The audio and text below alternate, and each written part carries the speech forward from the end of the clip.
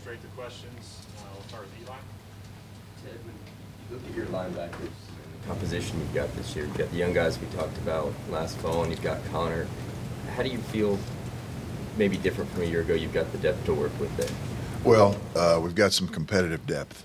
We've got some guys that were young guys last year, some guys that were first time like carry the load player like the Danny Stutzman, who his role obviously has evolved and as he's matured, and at the same time a good blend of some young players with him and additional players that and Connor and Desan. So it's certainly there's a lot of competitive depth, which makes everybody better. So to be able to rotate players so that way we're fresh in the fourth quarter. But again, you're only going to get what you earn, and that's every day, whether you're a coach, a player, whatever. So that's but excited about the depth there and looking forward to getting started. Let's go to Ryan Neighbor. Yeah, it's sort of along those lines with the secondary. Obviously, so much talk about competitive depth everywhere, but that seems to be one of the areas where it's been focused here in the offseason. How do you feel about the depth there versus a year ago? I think we're deeper than we were a year ago, and again, an area where we're continuing to build depth and develop depth. So, yeah, I feel good about it. I think that's a solid group, and the expectation level is high. George Stoyan, all right. Ted, obviously you've got some talented linebackers in Jaron and Kobe, but you add Connor near to the group. What does he bring, especially experience-wise? Well, he brings he was a two-time All-American and team captain from where he came from. So, he's been really successful and was a great leader. So he brings some maturity, some experience, and a good blend. And our guys, he's done a great job fitting in, as have all the guys that have transferred. And at the same time, our guys have done a good job of making them feel welcome. And it's been a good transition.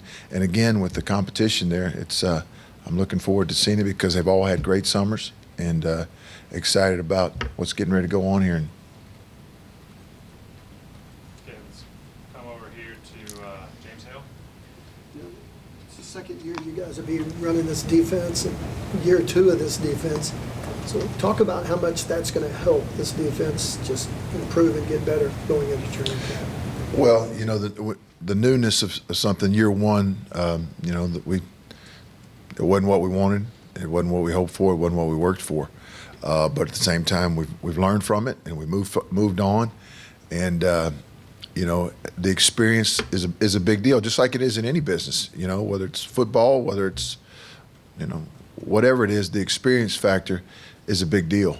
From hearing for the same verbiage, the same calls, instead of having to think like, okay, I got this call now what do I do if they do this? Now it's more reactionary, and the whole process allows them to anticipate and allows everybody to play faster.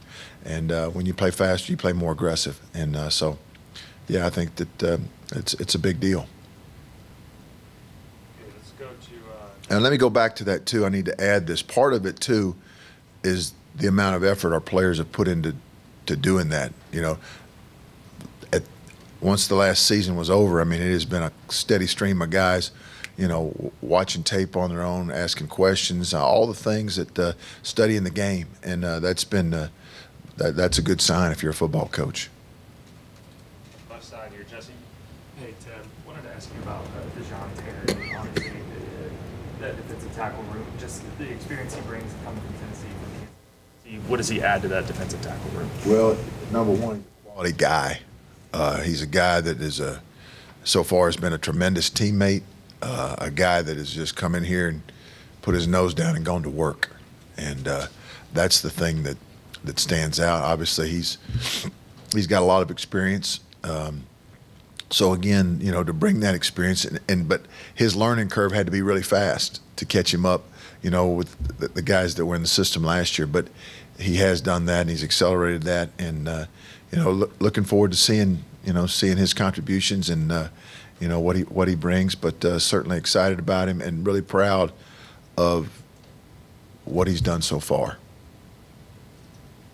Second row, Ryan Chapman. Tim, you guys talk about being player-led, and Brent talked a lot at Big 12 Media Days about those steps that Danny has taken forward.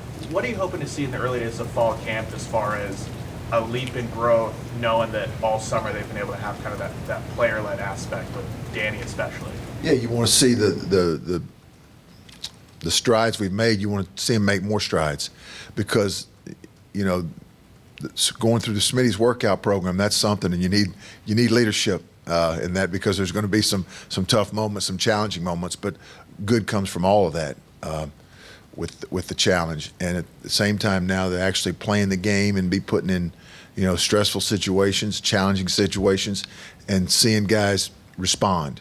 And to continue to take steps in that regard, because this is a work in progress. We've made strides. We haven't made enough. We got to make more.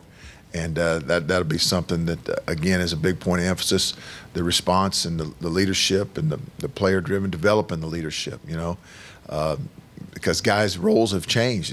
Guys have roles like Danny Stutzman. Danny was, fighting to be a starter last year, and now, he's the leading returning tackle in the Big 12, although that's last year. But where he's come from now, and the expectation level for him, and the expectation level he has from himself, to continue to take strides, and us as a staff to help develop leaders. Sure. Okay, Colton Solly on the aisle. After watching the film all summer, what's the biggest thing that stuck out to you that you want to see improvement in, beginning with fall camp starting this week? Well, our third and fourth down defense and our red zone defense. If you had to narrow it down, you want to improve in every area, and we've got to improve in every area. But if you look at things those are the biggies of the red zone defense, the third and fourth down defense. So those are the areas as far as probably the ones that stick out the most. Although, again, like I said, we want to improve it. We need to improve in everything. Okay, third row, Kerry Murdoch. Ted, move inside with Jonah. What have you seen out of him? How does he look now, and how quickly do you expect that transition to work for him going into camp? Jonah has bought into that 100% from day one. There was never any hesitation. All Jonah wants to do is do whatever's best for our football team, and his intentions and his motives are so good that it's been a smooth transition. And again, he's put so much into it and so much work into it.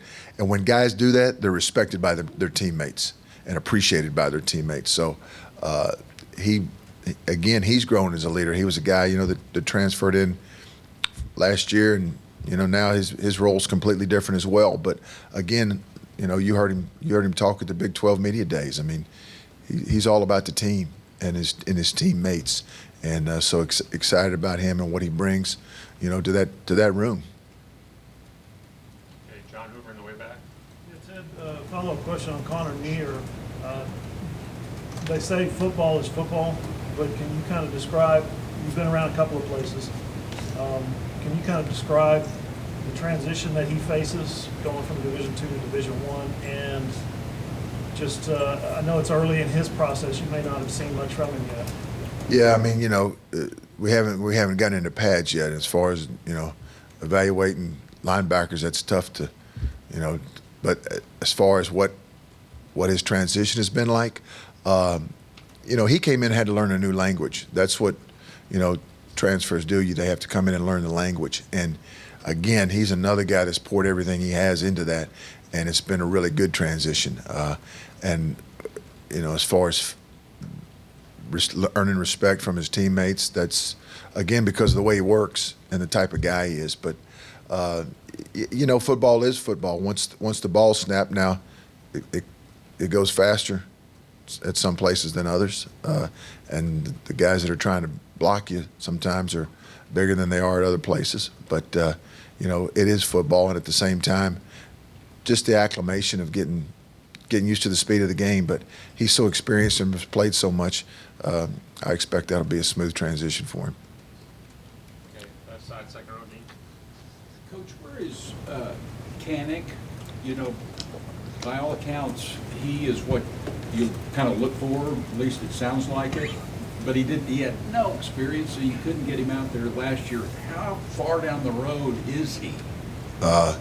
He's come a long way, you know. And again, I keep going back to the same statement, but he's put so much into it. He's one of the guys that's up there all the time working on his own, and again has earned respect from his teammates. But he's made a lot of strides this summer to study things on his own and things of that nature. But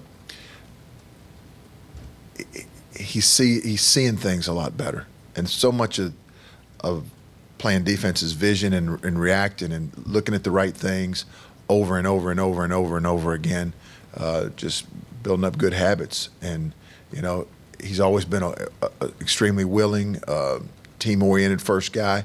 But again, you know, going from being a Wildcat quarterback to a Big 12 Mike linebacker, that's a pretty big transition. But he handled it well and didn't get discouraged, didn't wallow in what he wasn't able to do, or you know, whatever his role was last year, and is just focused on moving forward. And as a result of that, he's made a lot of improvements since spring practice. So again, going back to the theme of competitive depth and competition, once practice starts, the theme of competition is true at a lot of positions for us. And it's going to be brought out every day. You know, you're going to be challenged and every day, and you know that's what guys that come to Oklahoma want. They want competition. If guys were scared of competition, they wouldn't come to the University of Oklahoma. Neither would coaches. Second row middle. So Woody Washington is a guy who's played a lot of football. Have you seen him take some of the younger defensive backs under his wing and kind of mentor them this offseason? 100%. Another guy that has really grown as a leader. A guy that when he talks back there in the secondary, those young players are like sitting on the edge of their seat listening to him because they know that he knows. And again, from doing it over and over again, and he's been another guy that has made leaps as a leader, and need him to continue to do that. Okay, right side, Barry. Look at that sport coat, man. Thank you. Yeah. Third and fourth down, you talked about improvement. What's the difference between second down defense and third down defense, other than as long as the yardage is the same?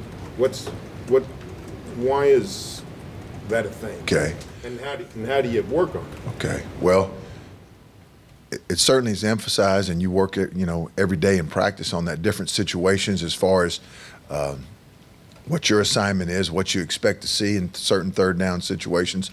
But the difference in third and second down usually is if you win on third down, and now not as much as a few years ago with analytics, but usually you're coming off the field if you win on third down, whereas in second down, you still got to play third down. But going back to third and fourth down success, the more success you have on earlier downs, the higher your percentage is to be better on third and fourth down. So it's a combination of a lot of things, but, getting off the field. And then also now, because in so many situations, fourth down is like third down was 2 or 3 years ago. Teams just go for it, and sometimes regardless of field position. So, our fourth down call menu has to be, and has to be more extensive than it's been in the past. Are you saying that this is as much of a coaching mission as it is a player mission? I mean, you guys got to be as ready for it as the players. It's a total mission by everybody involved. Yeah, and from a plan standpoint, from an execution standpoint, from a understanding standpoint, from an adjustment standpoint, all the above. Okay, second row, James Jack. Coach, what are some of the things you liked about your defense last year? What were the building blocks for you all? Well, we did a good job of creating negative yardage plays. That was something that, at the end of the season, I think before the bowl games, we led the FBS in that. So that's a good thing, creating negative yardage plays. And whether it showed or not, the buy-in was there. They never let go of the rope. Whereas, sometimes teams that, they get discouraged or down, but our guys never did that. They continued to fight, and we learned from it. There was some, like I said, it was bad. It wasn't our standard, but the growth, part of growing is failing, unfortunately, sometimes. And but you can either wallow in that or you can learn from it and move forward. And our guys have learned from it and moved forward. And I think that an understanding maybe what it takes to be successful. And I think those are some valuable lessons that we learned. And again, excited and looking forward to seeing how those translate to this season. Third row, Tarek. Hey, Coach. You talked about competitive depth and how much being comfortable in the system will help your defense, but in some of those early season games, what are some of the characteristics you're going to be looking for in your defense to show that some of those things are clicking and you guys are moving in the right direction? Elimination of mental errors, you know, the explosive plays, and also just when adversity comes, you know, how do we respond from it? And so those are some things that, you know, some general things that we're looking for. Third row, Cliff. Yes, sir. You mentioned getting off the field, and a critical part of getting off the field is run defense, which is a particular area of weakness last season. What do you see that gives you confidence that that particular area will be stronger this year? Well, I think that again, from an added year of being in Smitty's weight program, you see additional strength. You see another layer of understanding of the system, and then the depth. So I don't think it's any one thing. I think it's a culmination of a lot of things, and you know, just doing things the right way over and over and over again, where they become habits. Because you know, game day is a reflection of our habits. So we just got to continue to build great habits, and that's what each and every day is about. Okay, way back, John Hoover. Ted, in the opposite cornerback spot of Woody, what qualities do you think you're going to be looking for this training camp out of, I don't know if it's Gentry or Kendall or one of the young guys or somebody I'm not mentioning? What qualities are you going to be looking for to find a starting cornerback? And is it going to be more of a blank slate, or are you going to lean heavily on spring? Well, I think that everybody's got a resume built up to this point, but at the same time, it's a new season, a new. All that the depth chart is just a starting point for guys. That's a work in progress. So there'll be a lot of opportunities provided to a lot of guys to earn that. But the consistency, as far as, you know, the performance, the consistency in the performance, the production, you know, the same things that you look for in the other. But it's, you know, the guys that respond when they make a mistake, how do they respond? And all those things are really critical, especially when you play back there in the secondary and you make a mistake, because it usually doesn't end well. So guys that can have amnesia can learn from it and move on and move forward. But the response is a big deal. How many of those guys do you think there are? Time will tell. Right now, everybody. So we'll see. Okay. All right. Thank you, Coach. Yep. Coach Roop's going to stick around for about 10 more minutes.